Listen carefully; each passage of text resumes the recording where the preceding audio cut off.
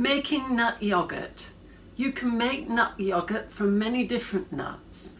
Today I'm making it from almond nuts. You can make it from cashew nuts, Brazil nuts, from pine nuts, macadamia nuts. It's an alternative to, for instance, soya yogurt. If you're hypothyroid or have Hashimoto's and you can't really do much soya, then eating a nut milk helps get those probiotics into your gastrointestinal system. Now, you soak nuts differently. For instance, these almonds, I soak them for 24 hours.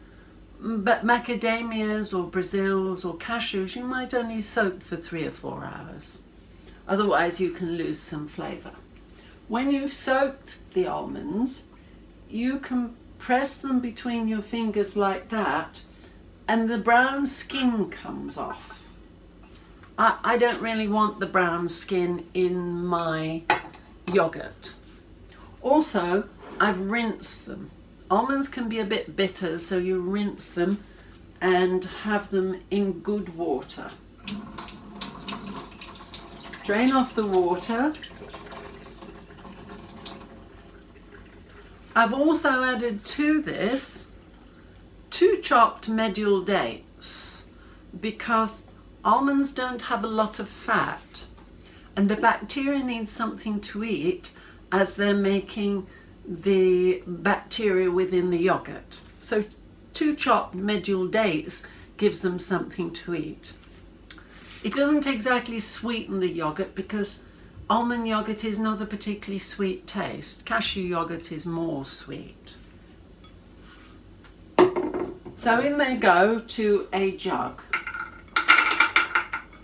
1 mug of soaked almonds and 2 chopped medial dates. I'm going to add a cup of water. Just 1 cup, mind you.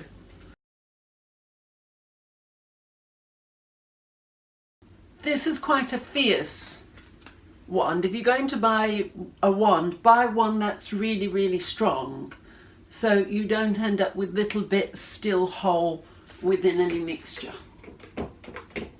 Keep the wand still going while you lift it out of the mixture so that it shakes all the mixture off the wand.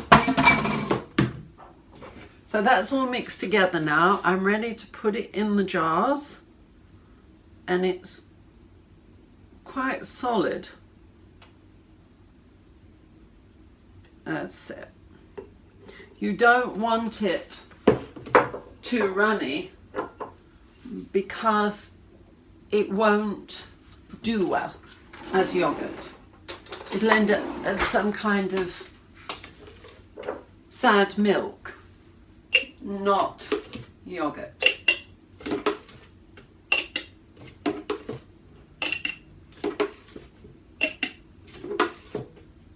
You see, you don't need a lot of nut yogurt.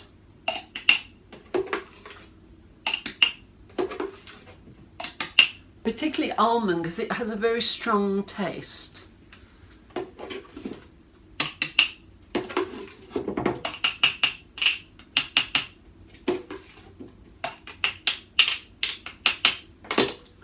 So all you do, I have a cook pot that has a yogurt setting on it.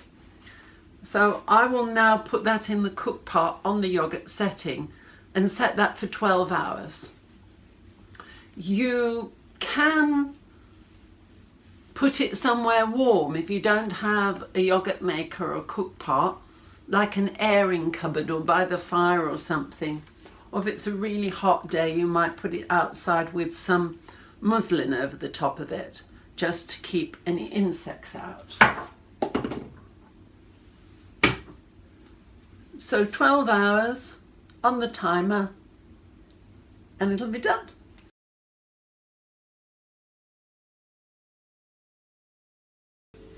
The yogurt has finished fermenting, and as it ferments, it expands. So when you go and find it, It may have come over the top of the jar and you just scoop it off and put it back in the jar or another jar. All good. You then need to put it in the fridge because that will arrest the fermenting. You can keep it in the fridge for maybe 6 days, something like that. After that, it's not so good. As it cools, the flavour changes slightly. Now this is it's like a cheesy yoghurt, like a cottage yoghurt, cottage cheese yoghurt. And it's quite delicious. It's not a fruit yoghurt. In other words, it doesn't matter what you do to it, it's not going to be particularly sweet. It has a taste of being like sour and bitter. It's very individual. So, it's very much a fermented flavour. I tend to like it with kimchi.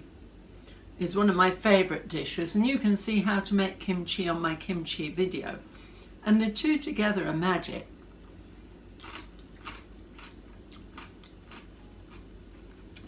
Yes. Or with a curry, something spicy.